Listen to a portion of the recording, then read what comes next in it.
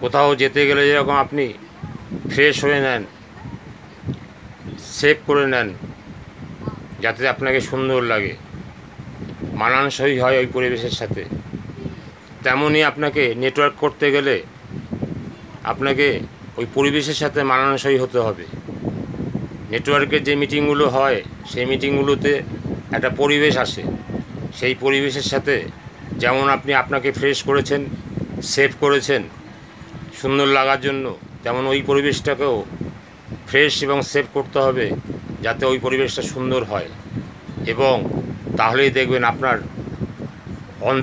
অন্তর্গ্রাহী যে সমস্ত জিনিসগুলো আপনি পেয়ে যাচ্ছেন এবং উপভোগ করছেন, সঠিক স্থান পাচ্ছেন, আপনার পরিবর্তন হয়ে আপনি মানুষ তৈরি হচ্ছেন, মানুষ গঠন হওয়ার কারখানায় গেছেন, মানুষ গঠন হচ্ছেন।